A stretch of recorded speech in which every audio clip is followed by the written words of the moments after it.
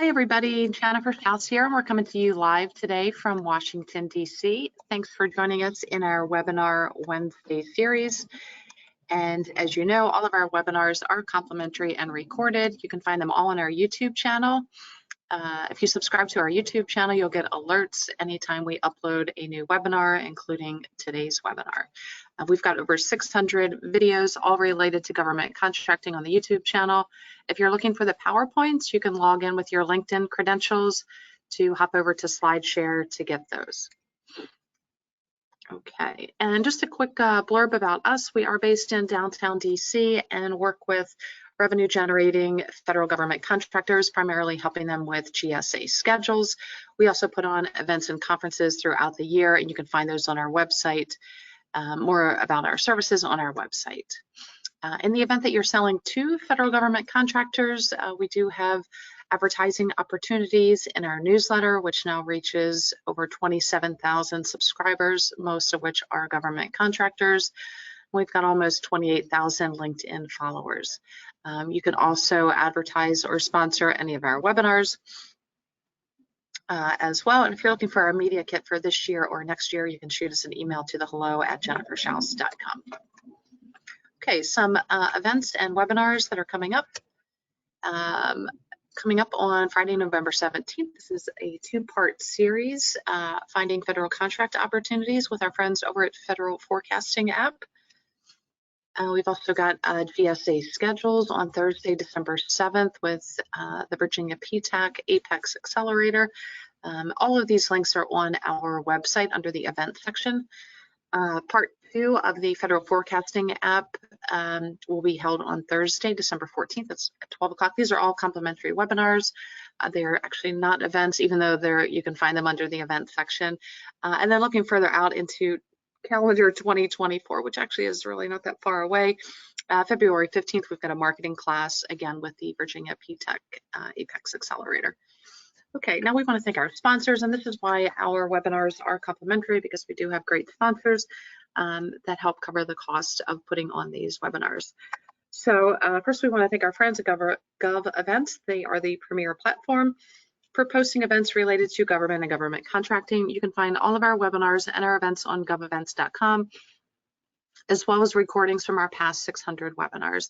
We also want to thank Tom Johnson and his team at Set Aside Alert. They are the go-to publication for contracting opportunities for small, women-owned, veteran-owned, hub-zone, and 8A firms. Visit setasidealert.com for more information.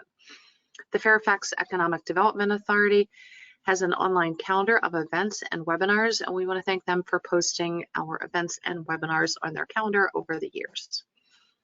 The Virginia PTAC over at George Mason University in Fairfax, Virginia, they offer free one-on-one counseling to established government contracting firms in Virginia on federal, state, and local procurement topics.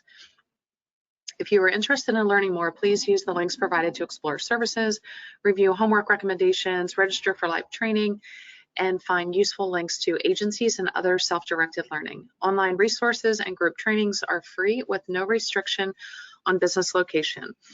One-on-one counseling is, however, limited to eligible client companies.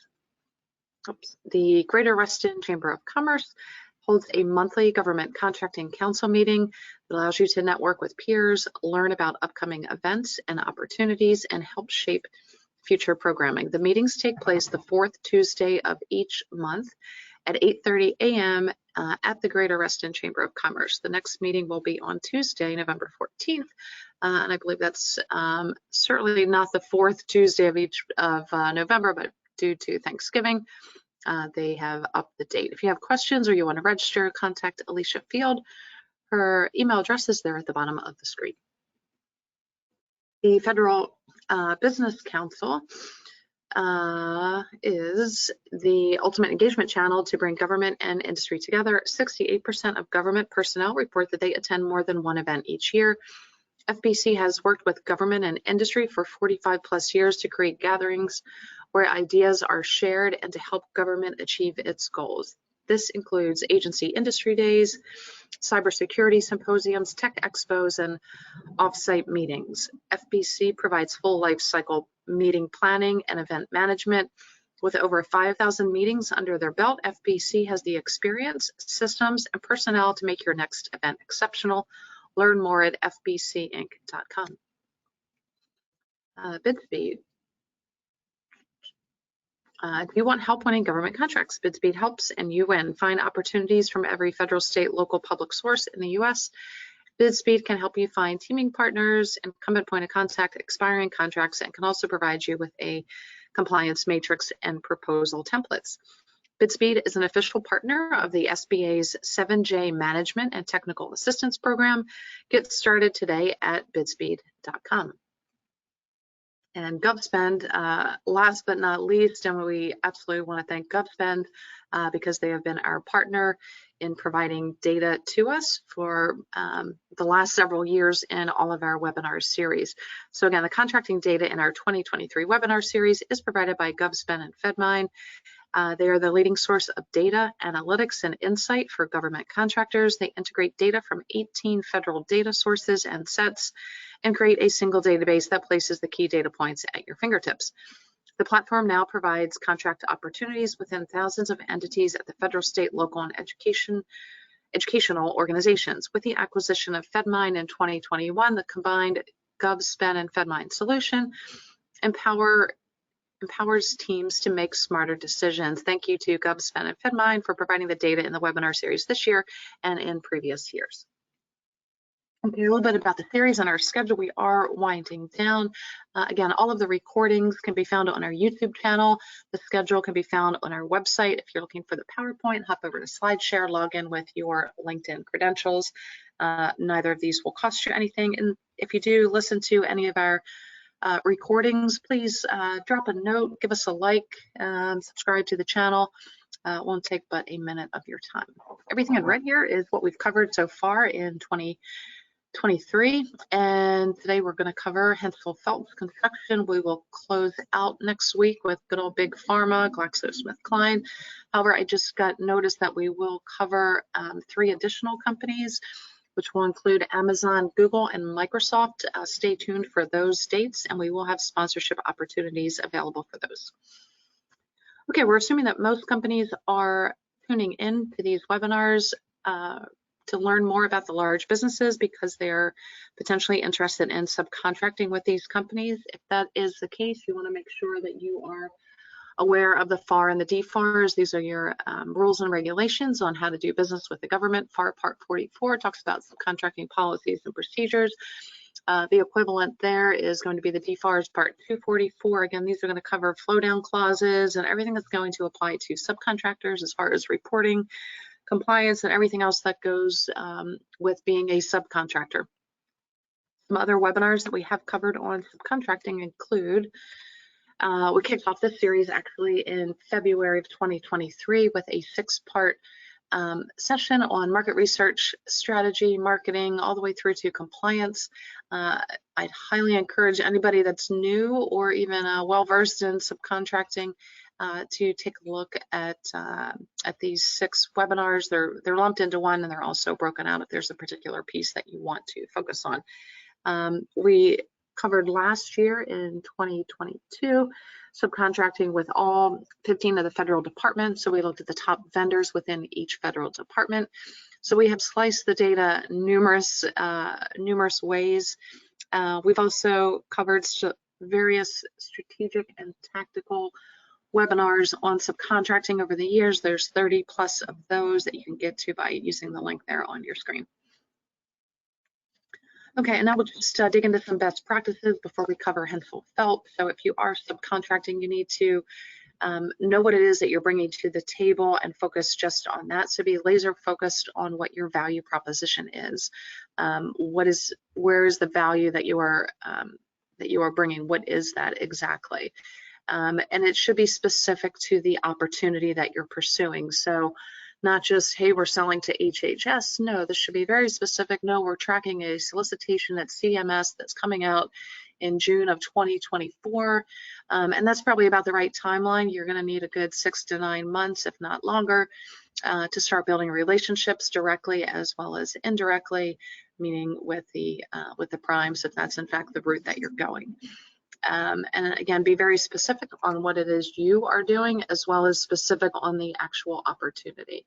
You want to look at everything that you possibly can about the incumbent, if there is in fact one, or potential partners, to make go, no-go decisions on companies, as well as go, no-go decisions on the actual opportunity. Sometimes it's not worth your time and effort.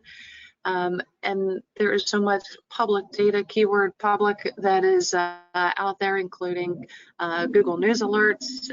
So do your homework on not just the company, but on the solicitation, on the department, on the agency that you're working with. Make sure that you're subscribed to all of the government publications that are out there. And there's numerous government publications where you can stay abreast of what's happening within that department, within that agency, as well as what's happening within the company that you're trying to potentially work with, either as a sub, as a mentor protege, as a JV, or whatever it is. Your capability statement that you're going to present in your discussions should be tailored and customized for the specific opportunity. So again, this CMS, this is just hypothetical CMS solicitation that's coming out in June of 2024. Your capability statement should be tailored to that opportunity.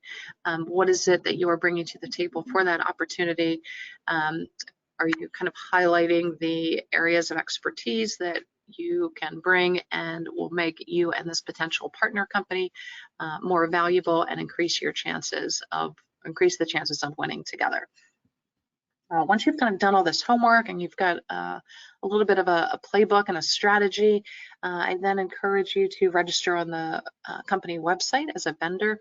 Most of these large businesses will have a specific section. Sometimes it's called, vendor registration. Sometimes it's called, diversity and inclusion, whatever they're calling it these days. I'm not sure, but different companies will have different categories for that. You also want to make sure that you are subscribed to their newsletter. What events are they going to? Do some sleuthing on LinkedIn, follow their company on LinkedIn, follow their CEO, know who the main players are within the organization. Again, signing up for Google News alerts if they're publicly traded. Is their stock price going up or down? Have they had any mergers, acquisitions? Who are the small business liaison officers on LinkedIn? Connect with them, and connect with them with an actual message. Dear Mary, my company is tracking a solicitation at CMS that's coming out in June of 2024. I see that your company is the incumbent. We can provide, X, Y, and Z as a potential partner or subcontractor or whatever it is. So don't ask the SBLOs, the small business liaison officers, to do your homework for you. That is all public data. They don't have time to do that. Set yourself apart from the others that are contacting them kind of blindly, and ensure that you are educated about the company and the specific opportunity. You'll get a lot further faster than if you don't do those things. Okay, today, Hensel Phelps Construction Company. Let's go ahead and dig in. There's the link to their website, which is pretty self-explanatory. Their small business registration, they've got a section there for trade partners. They are privately held, so there's not going to be any stock information here for them. And they are headquartered where they were founded in Greeley, Colorado. They are for profit, and let's go ahead and look at their LinkedIn information. A little bit over 3,000 employees. Again, headquartered in Greeley, Colorado. Mike Chutka is the CEO. He's been there for quite some time, so he knows the business pretty well. And I'd encourage you to follow him if this is in fact a company that you want to do business with. Here's their small business liaison officers, as I mentioned, are sometimes called supplier diversity. So before you reach out to them, make sure that you have a reason that there is a specific solicitation, because that is what these guys will help you with if you show up educated and knowledgeable about their business, about what it is you're bringing to the table and the specific opportunity. Don't waste their time. Okay, on the civilian side, let's go ahead and look at the work that they're doing. And keep in mind, these guys are diverse company. They do work both commercial and government, as do most of these large businesses. There's obviously some exceptions, but looks like these guys are focused just really on HHS, Commerce, Interior, and Justice. So as we look at the numbers, we go back to 2020, and somewhat erratic here. So their total there in fiscal year total for 2020 is 39.4 million, almost quadruples there in 2021, thanks to some great increases there at Commerce, Interior, and Justice, but a big dip then at HHS. So overall numbers grow, but the growth is primarily on those three departments with a big dip there at HHS. But then it comes back for HHS in 2022, a dip there at Commerce, growth at Interior, and a dip at Justice. So that's why I say these numbers are a little erratic, some spikes and dips along the way here. And then they go from almost $1 billion in 2022 down to 96.5 million in 2023. So a lot of that, if you look at the numbers, HHS is the main contributor with over 900 million in contracts for fiscal year 2022. However, they're starting off with some numbers on the board there at HHS already. We're only 2 months or a month and a half into the program here for fiscal year 2024. So, and actually that should say 73.5 thousand, not million. So apologies for the error there. We hop over to defense. Same thing here. We went back to 2020. Fiscal year 2020, and they go from almost 700 million with some growth there in 2021 to a little bit over 800 million, jumping steadily increasing there in 2022 to 1.2 billion, and then down to roughly 400 million in 2023. These numbers, however, for 2023 are incomplete as they are for, I'm not sure why the Army numbers are showing up, because typically DoD will have a 3-month delay on reporting. So keep in mind that 2023 is incomplete. That I'm not sure that it's going to get to the numbers that we see here from 2022. So I'm sure there's still going to be a little bit of a loss for fiscal year 23, at least on the defense side. But I would say go back and check these numbers in first part of January to see the actuals. When we look at the independent, 2 main players here, GSA and Smithsonian.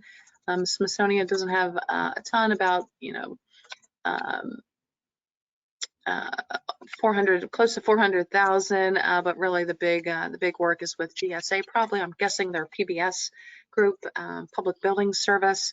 Is, I'm assuming, where Hensel Phelps is playing. That's just a educated guess here, but I'd encourage you to dig into the numbers a little bit further. So some kind of peaks and valleys here as well. So 2020, they're coming in with 238 million, dipping down to 78. And that's just I think the nature of construction. So if we look at some of the other construction companies that are out there, they're probably going to follow some of these same trends. So just overall, I would say they're somewhat diversified, but fairly concentrated in the departments and agencies that they work with. Top 5 NAICS codes here. No real surprises when we look at construction, and this is really at the discretion of the contracting officer of whether they're going to put this under industrial building construction or commercial and institutional building, which is seems where the bulk of the work is going. Again, this is pulling together civilian agencies, defense, and independent. However, the 2023 numbers are still pending the final numbers from Department of Defense. So when you look at the totals, those numbers are going to be off, or if you look at each of these SIC codes, they're going to be a little bit off too, or they're not going to be complete due to the DoD delayed reporting. Civilian side, this is just going to mirror what we saw on the earlier slides.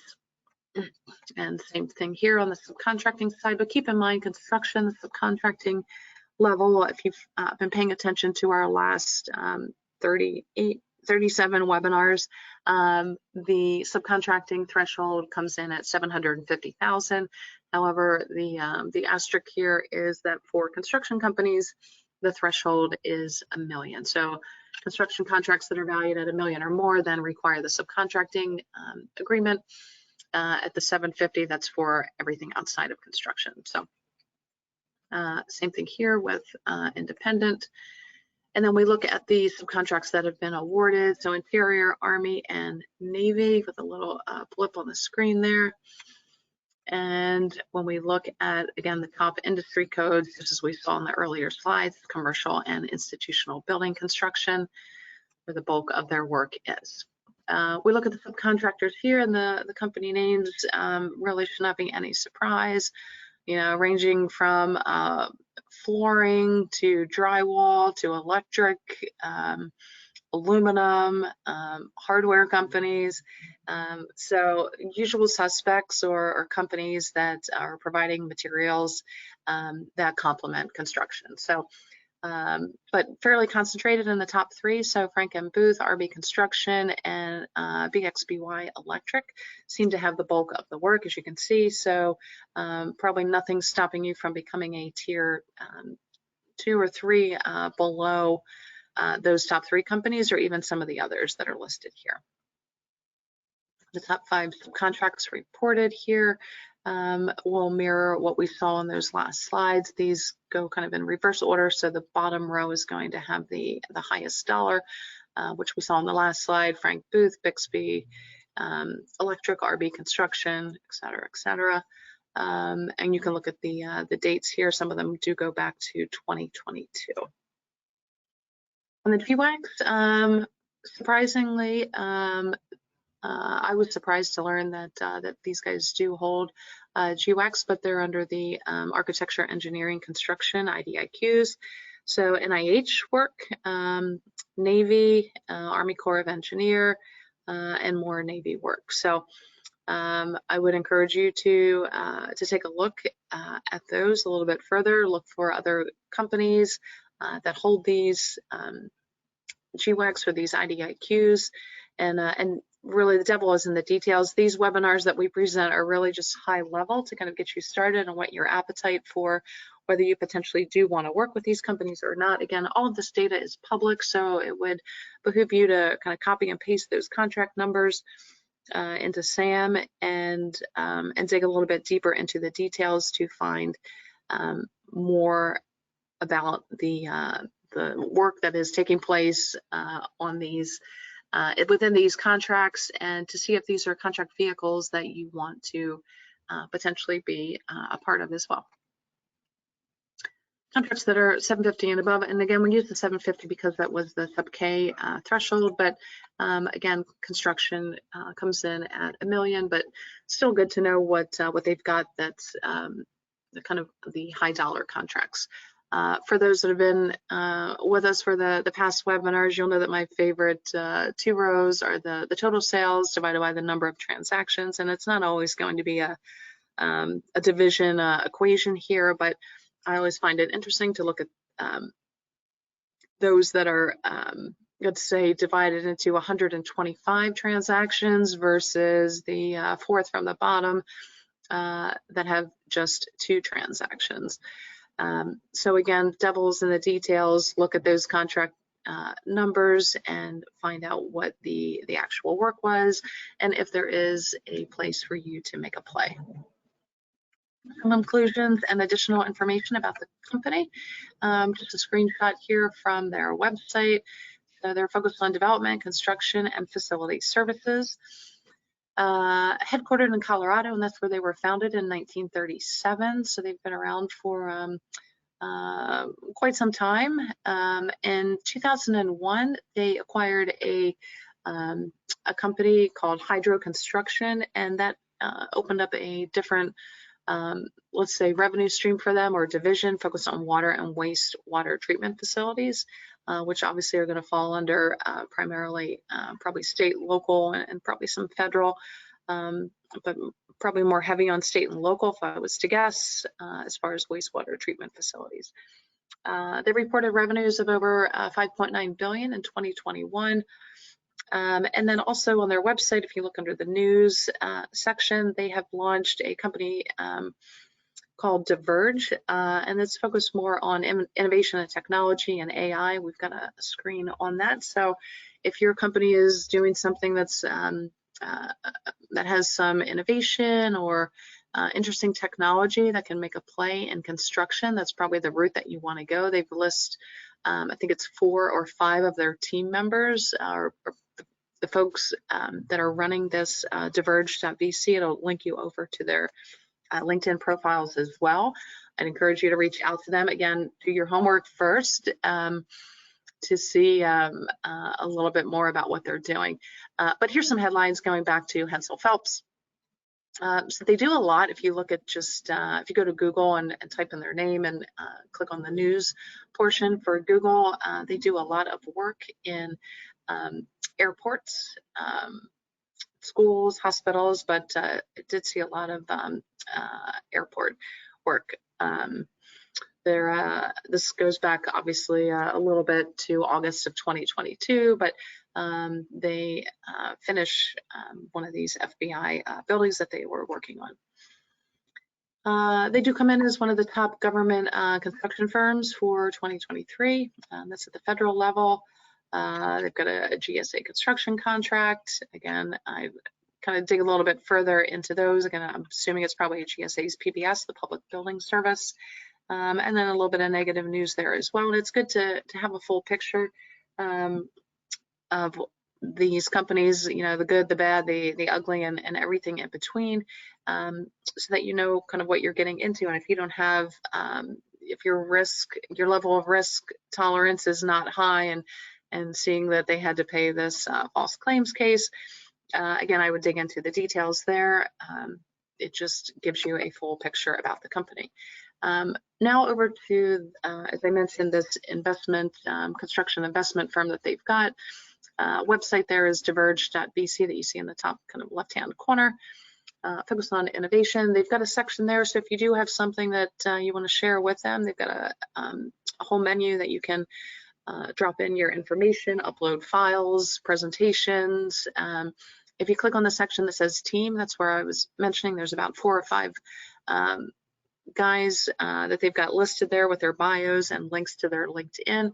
I'd highly encourage you to reach out to them again after you've done your complete homework.